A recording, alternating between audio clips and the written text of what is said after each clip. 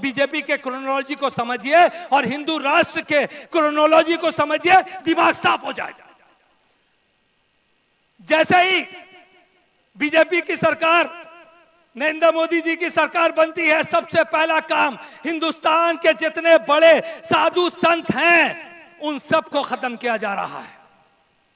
जितने साधु संत हैं, जैसी सरकार काबिज हुई, जिन साधु संतों का हाथ पकड़कर नरेंद्र मोदी जी प्रधानमंत्री बने थे, राजा राम रहीम आज जेल में है, आज आशाराम बापू जेल में है, राधे माँ जेल में है, नित्यानंद स्वामी अगर जेल में नहीं है तो निकलकर देश के बाहर भाग के एक तो हिंदू राष्ट्र बना रहे हैं। जिन पुजारियों का हाथ पकड़कर ये सरकार पर आए थे ना, वो सारे पुजारी आज जेल में है। बाबा रामदेव इसलिए बच गए क्योंकि उनसे कहा गया कि तुम बाबा का काम छोड़कर अपना पतंजलि बेचो, तब तुम यहां पर सरवाइव करोगे, नहीं तो नहीं करोगे। सारे बाबा को जेल भेजा जा रहा है। इस क्रोनोलॉजी को समझिए। इसके बाद जब सारे बड़े बड़े जितने साधु संत थे, जिनके लाखों के तादाद में उनके फॉलोअर्स थे, उन सबको जेल भेजा गया और उन पर इल्जाम क्या लगाया गया? उन पर इल्जाम लगाया गया कि वो सेक्स रैकेट चला रहे थे। बहुत सेंसिटिव इशू। और इसमें हथियार इस्तेमाल किया गया इंडिया मीडिया का इस्तेमाल किया गया। यहां से जब एक कदम आगे बढ़िएगा तो आपको पता चलेगा दूसरा क्रोनोलॉजी का स्टेप। भारतीय जनता पार्टी के जितने भी बड़े लीडर थे, जो नरेंद्र मोदी से बड़े लीडर थे, उन सबको लाइन बाय लाइन खत्म किया गया। लाल कृष्ण आडवाणी, उमा भारती, मुरली मनोहर जोशी, ऐसे सारे नाम, राम जेठमलानी, अरुण शौरी, यशवंत सिन्हा, जसवंत सिंह, जितने भी मोदी से बड़े लीडर थे, उन लोगों को खत्म किया गया। ये है इनका हिंदू राष्ट्र, फेक हिंदू राष्ट्र। उसके बाद जब यहां पर नरेंद्र मोदी से जितने भी सीनियर लीडर थे, उन सबको खत्म किया गया। उसके बाद नरेंद्र मोदी के जितने कद वाले लीडर थे, उन लोगों को खत्म करने का सिलसिला शुरू हुआ। शत्रुघ्न सिन्हा, सुब्रमण्यम स्वामी और ऐसे नवजोत सिंह सिद्धू, जो इनको बोलना आता था। इवन अभी जो बीजेपी में है, नितिन गडकरी, यहां तक के राजनाथ सिंह, कहीं नजर आ रहा है? देश किस तरफ जा रहा है आप सोच के देखिए। इस देश के सेकुलरिज्म को बचाना है, इस देश के हिंदुत्व को बचाना है, इस देश के मुस्लिम को बचाना है, इस देश के संविधान को बचाना है, तो आज एकजुट होकर लड़ने की जरूरत है।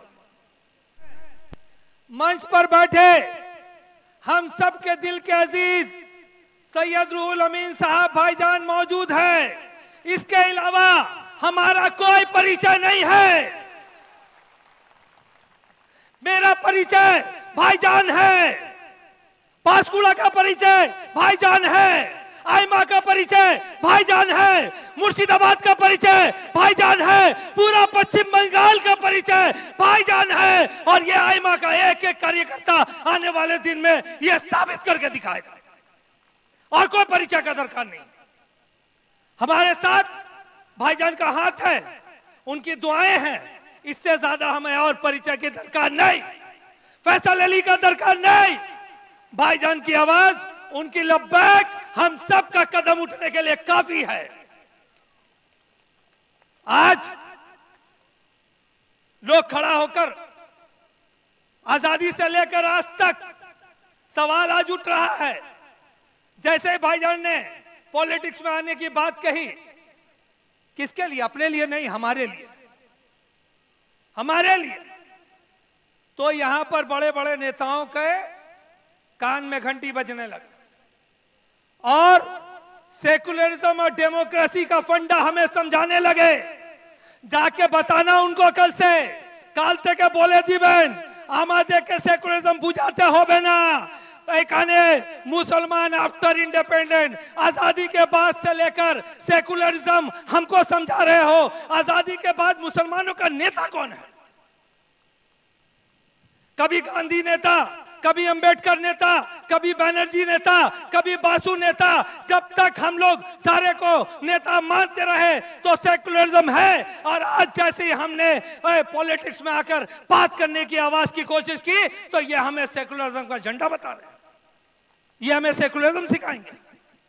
हमने तो वोट दिया, हमने तो गांधी को वोट दिया, हमने तो नेहरू को वोट दिया, हमने तो बनर्जी को वोट दिया, हमने तो बासु को वोट दिया, हमने तो यादव को वोट दिया, हमने तो सिंह को वोट दिया, हमने तो सबको वोट दिया। और आप हमें सेकुलरिज्म सिखाएंगे? क्या मतलब है सेकुलरिज्म का? आपने कभी अहमद को वोट दिया? और सवाल हमसे, आज हिंदुस्तान के आजादी से बाद से लेकर सन 1952 से लेकर आज तक हिंद मुसलमानों का रिप्रेजेंटेशन, वो मुसलमान जिन्होंने पाकिस्तान को ठुकराया और हिंदुस्तान के ऊपर अपनी सरजमीन चुनी, उस मुसलमान से सवाल करते हो 1952 से लेकर आज 2019 तक मुसलमानों का पॉपुलेशन 10% से लेकर 14% हुआ। क्या 14% रिप्रेजेंटेशन पार्लियामेंट में आज है? जाके सवाल उस पार्लियामेंट में पूछो, पार्लियामेंट में बैठे हर पार्टी के नेतृत्व से पूछो कि आपने इंसाफ किया? हमें कोई जरूरत नहीं था पॉलिटिकल प्लेटफॉर्म बनाने का अगर आप हमारे साथ इंसाफ किए होते। पश्चिम बंगाल में मुसलमानों की आबादी 27% रिप्रेजेंटेशन पश्चिम बंगाल की असेंबली में आपका है। आज हिंदुस्तान में मुसलमानों का पॉपुलेशन 14%। कितने सीट है पार्लियामेंट का? पार्लियामेंट में कितने एमपीज है? 545। उसका आप 14% कितना होता है? 75 एमपी है। सवाल जाके उनसे पूछो, जब वो यहां पर मीटिंग खड़ा करके कहते हैं कि हमने मुसलमानों के 95% काम कर दिया है, तब उनसे गिरबान पकड़कर पूछो। और ये सवाल सिर्फ मुसलमान नहीं, हर हिंदू, हर बच्चा, एक सच्चा हिंदुस्तानी, एक सच्चा भारतीय नागरिक खड़ा होकर सर उठाकर पूछेगा कि तुमने मुसलमानों को रिप्रेजेंटेशन दिया है पार्लियामेंट में? तुमने मुसलमानों को रिप्रेजेंटेशन दिया असेंबली में? अगर आपने इंसाफ किया होता तो प्लेटफॉर्म बनाने की जरूरत नहीं थी जरूरत। आंकड़ा उठा के देख लीजिए, सचर कमेटी रिपोर्ट ने साफ साफ कह दिया आज की तारीख में 545 एमपी में सिर्फ 29 एमपी है मुसलमान। और उनमें से भी कितने एमपी को बोलने का राइट है? कितने एमपी को बोलने का राइट है? वैसे आज का मुद्दा यह नहीं था। आज का मुद्दा, यहां पर जब मैं आया तो मैं अभी इस बात को जरूर छेड़कर जाऊंगा कि आज हिंदुस्तान के बनते हुए समीकरण में एक बहुत बड़ा एजेंडा भारतीय जनता पार्टी लगातार पूरे दुनिया में, देश में, उनको पता हो गया कि अब उनके पास सबका साथ सबका विकास का कोई वादा नहीं बचा है। डेवलपमेंट कहीं से नहीं ला सके, अनएम्प्लॉयमेंट सब तब फैला हुआ है, लोगों को कोई भी हकूक दिया नहीं जा रहा है, तो एक नया सोचा छोड़ रहे हैं, हिंदू राष्ट्र। हिंदू राष्ट्र आज पांचकुड़ा की सरजमीन पे इस मंच से मैं आपको बताना चाहूंगा, गौर से सुनिए। एक क्रोनोलॉजी अमित शाह जी ने बताया था, याद है आपको? एक क्रोनोलॉजी अमित शाह जी ने बताया था।